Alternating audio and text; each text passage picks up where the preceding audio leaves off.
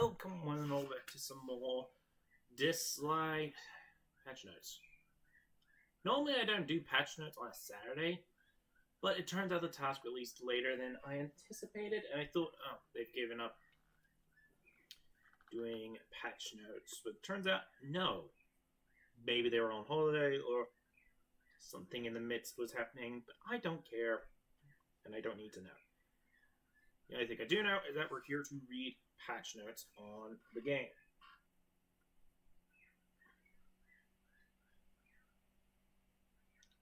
And load it up.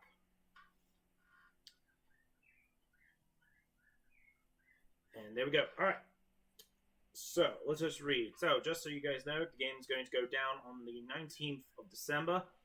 It's always going to be a Tuesday next week. So it'll be, if I check the date today, it's going to be 3 days away from now, which will be a Tuesday, like usual. That's okay. You'll receive 200 Nexus crystals when the game boots up, and an additional 100 per delayed hour.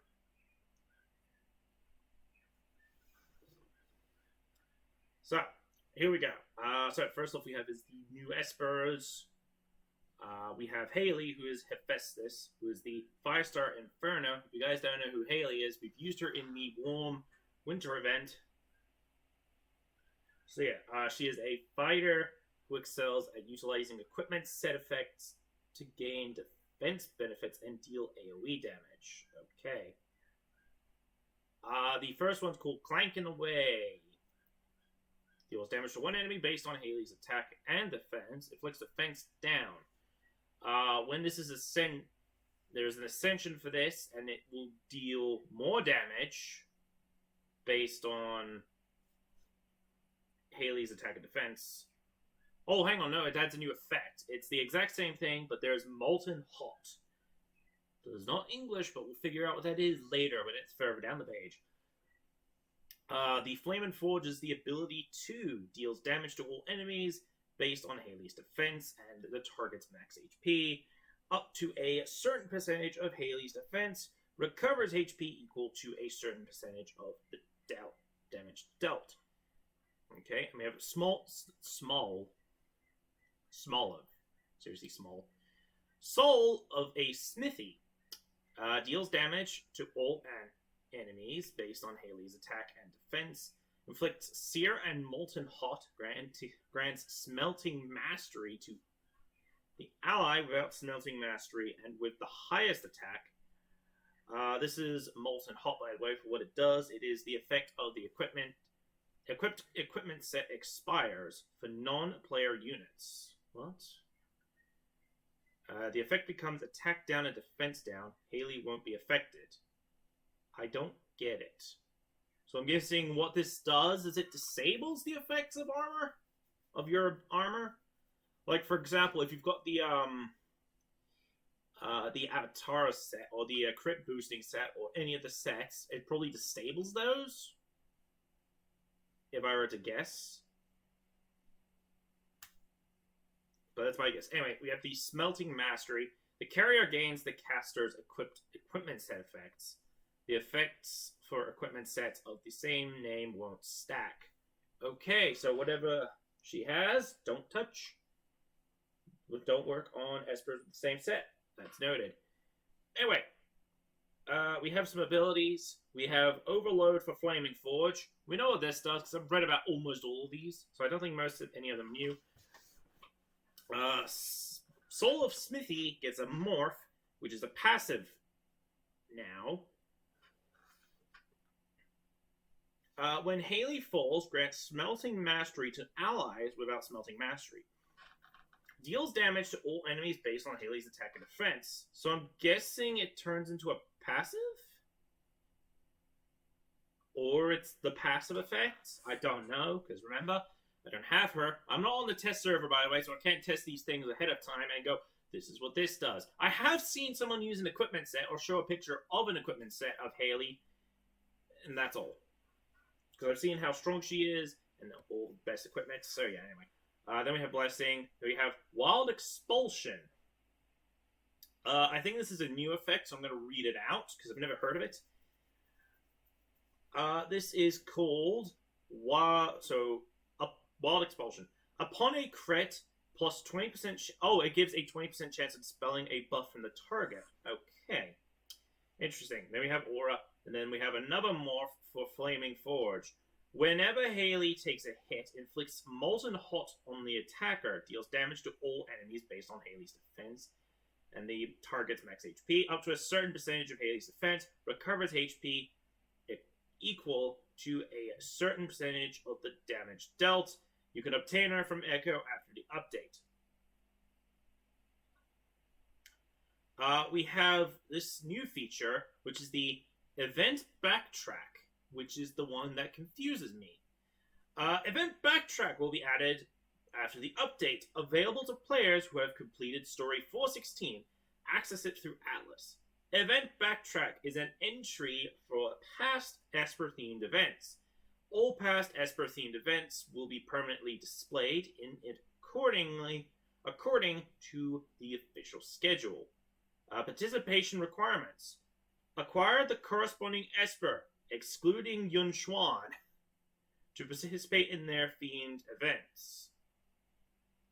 And I think I understand why Yun Xuan isn't able to go into these events, which I think the reason behind this is his event is a free roaming one, the 3D map style one, just like the Dusk and Dawn events. So my guess is the developers aren't ready to do this sort of thing. Either that or it's hard to program and they're saying you can't go back to these sort of things because of the restrictions. But I can actually do... So anyway, upon entering Event Backtrack, Esper-themed events will focus solely on story-related gameplay, including maps. Story progress will be reset. Rewards will be adjusted, and event tokens won't be generated. Okay. This allows you to revisit stories and their associated events within the maps. Complete events to receive Nexus Crystals, Elemental Records, Legendary Billimon Fragments, and other rewards. Map event types are Story, Encounter, and Chest. Complete the the prerequisites to proceed. My scroll. Anyway. Added draw records, allowing players to view the 500 most recent records. Okay. The following Espers will open... Anyway. Will open their Swift Space after the update. Haley, which is a surprise because I didn't expect her to get it. Tricky. Ophelia. Renzi will have their paths to experience and emblem of expertise will unlock for the following Espers, which are the ones I've just listed, but there's a few other ones. Which, of course, once again, it is Haley, Tricky, Ophelia, Renzi. We have Sally, the Phantom Sisters, Intisar, Ethan, Pritzker, Meredith, Falcon, Luoyan, David, and Chalmers. So about 14 characters now. But in order to even access those, it's theirs anyway. The name card for Haley is if you acquire a max Haley out, meaning you got to max everything. Which I'm slowly on the road to getting Tricky to max level, which means I might be able to do a video from. Anyway, we have new event, which is the warm-up match. The warm-up match is back. Enjoy PvP battles to earn stunning skin rewards. Unlocks for players 50 plus. During the event, players can start matchmaking to battle against other players in real time from the event screen. I've already read all of this, by the way. But if you guys want to know what this is just player versus player, where you pick 5 Espers, and one of them is restricted. Meaning you have to battle using 4 Espers. So if you find out that your strategy revolves around using overpowered Espers, such as, who's the best example? I think I actually read one of them. Yeah, the best example, which is Pritzker. who has a stun locking gimmick, you could just go, no, I don't want to deal with Pritzker. You can lock him out. That's the best example I could come up with, because I don't touch these things, especially for that it is also a stupid event, which I keep saying 1,000 times. The reason why I hate it, it's because of the lockout gimmick, and it's a real-time PvP. One of the gimmicks I hate the most, because you're versing players in real time, and where does all my strategies go? Down the flippin' toilet. Yeah, that's why I hate it, because as soon as I get up to Silver, here's what happened. Back to Bronze 3. Yeah, I can't beat real-time player versus player. I can beat casual player versus player, like point wars and whatnot, but not real-time. Because real-time basically goes... Ah! Why do I find it stupid? Why do I keep making these dumb skits where I punch myself in the chin? At least it wasn't... Oh, no, it stings now. Ugh. Let's move on. We've got Endless Nightmare, which we've showed... we've talked about before. We've got the Golden City Challenges, Gambling, which is that one. We have Heron Box. We know about this one. Is there really nothing new? Oh, hang on. Right, Solstice Decorations. This is a technically new one, but it's been a year since I've read... Actually, no. Maybe I didn't read this out, but I'm going to recap this one just in case we haven't seen it, because we haven't seen it in a year, but this is what it is. So, winter is upon us once more. Journey back to Gyrate, illuminate lanterns, and revel in the Solstice Festival with friends. This unlocks for players 25 plus. Collect snowflakes from these, which are the stage rewards during the event, clear event stages, ritual miracle, anything of the above, to get Solstice snowflakes. You get Solstice Snowflakes every day once the game reaches 0 in, I believe it's a different time zone. I don't know what time zone it is, but it's 11 a.m. when it's my time zone. So yeah, anyways, rewards that aren't claimed by 0 will not be retained the next day. Obtain the designated numbers of Solstice Snowflakes to collect collection progress rewards. Notice the Solstice Snowflakes obtained from stages every day and from stages during the entire event have an upper limit. Daily gifts don't count. Excess snowflakes will be converted into gold and returned via mail at the end of the event. So unlock the decorations. On the event screen, players can select their favorite decorations, preview its effects, and consume the required number of Solstice Snowflakes to unlock decorations and obtain Nexus Crystals. After unlocking a decoration, players can claim a reward and apply the new decoration to their home screen. After the event, the snow in Gyrate will melt and all Solstice Snowflake decorations will disappear, so please enjoy the snowy scene while it lasts. Now, I have done a video on this before, and I don't remember when I did this video before, so I don't remember the title, but I have done a video on this before. So anyway, Solstice City Night. At the beginning of a new year, use beautiful lanterns to ignite your wishes for the future and get your Solstice gifts. This is also unlocked for 25 players to 25 plus. During the Solstice City Night event, log in for the required number of days to light up lanterns and claim rewards, including gold records. Limited time Treasured Echoes event. Right. Attend the Treasured Echoes event to get designated legendary espers. The problem is, I don't know what these legendary espers are until the day. So if it's duplicates I get, then it's duplicates I will not touch. But if it's a new esper I'm missing, maybe, I don't know. I'll plan that out when that happens. But this will start on the 23rd. Okay, 23rd, yeah. This unlocks after acquiring 10 or more legendary espers. Acquire card flipping attempts by completing quests and consume the attempt to draw Espers for a limited range of non-shimmer legendary Esper options. Yeah. You guessed it. Non-shimmer legendaries. Which at this stage, the first thing I'm going to say is, when are we going to get the chance of getting shimmer legendaries? Because it's borderline impossible to get them. Whoa. Uh-oh. Where did I scroll to?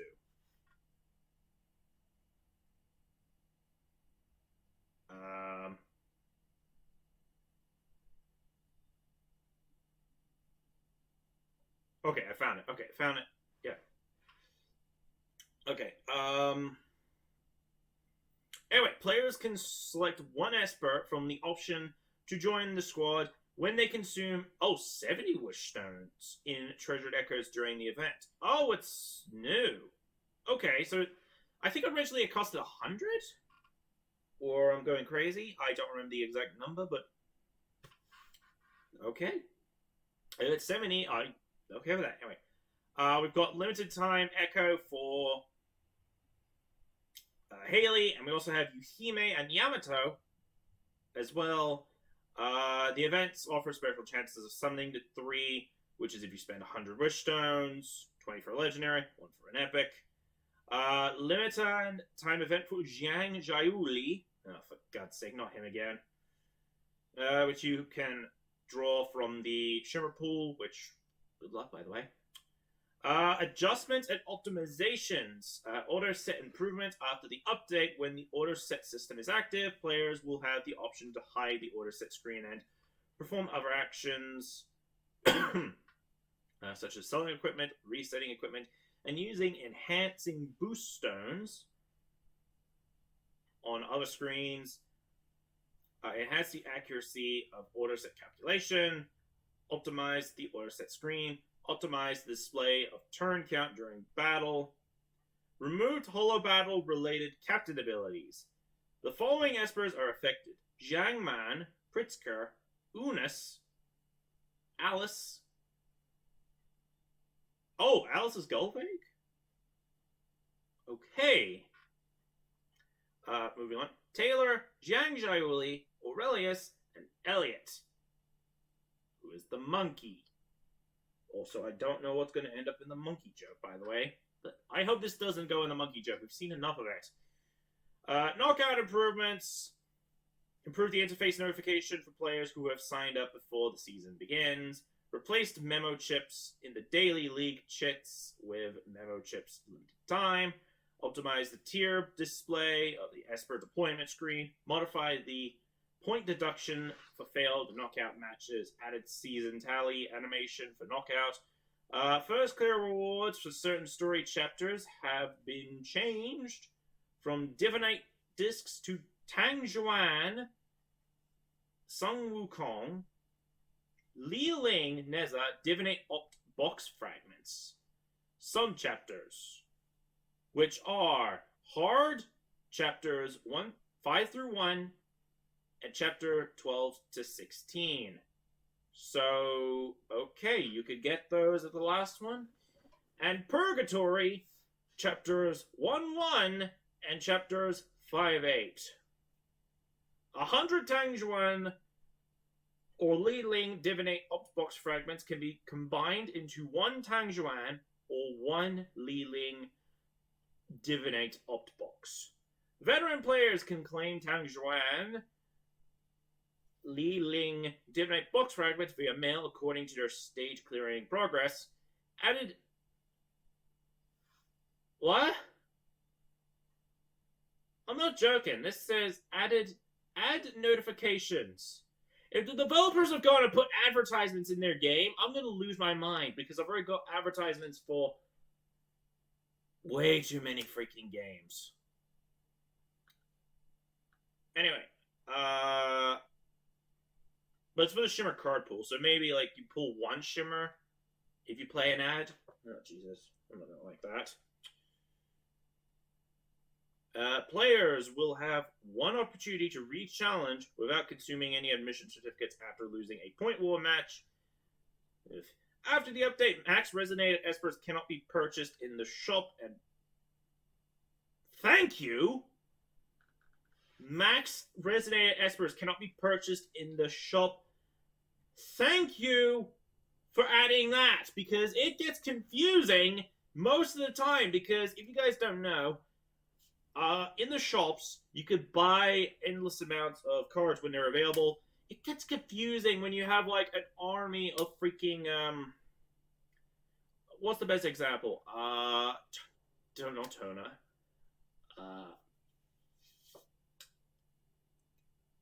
What's the best example? Of, like, any of the Espers that are in there. So if it disables the ability to purchase them, I would love that, because it makes things easier, because I can math out easier. Anyway, formation preset improvements added a reset button for modified presets to revert them to their default settings, improved notifications, and replacing presets during gameplay. The novice support event's 3 Esper selections have been changed from Jiangman, Jinhee, and Koharu to Jiangman, Sander, and Emma. For new players who are still within the event period and have not yet claimed an Esper, the event will be replaced with this new version after the update. So now we have, oh gosh, we've got Esper abilities and buff adjustments.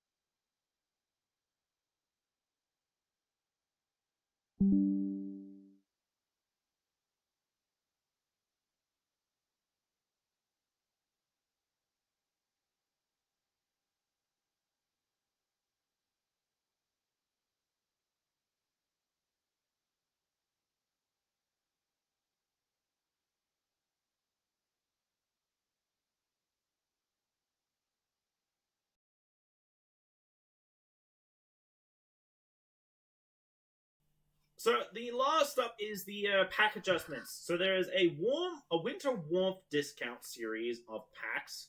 Modified the trigger conditions of some packs. Removed some packs, including daily special offer packs, daily gold record packs, and wishstone packs. And that's it. There you have it for at least the patch notes. So yeah.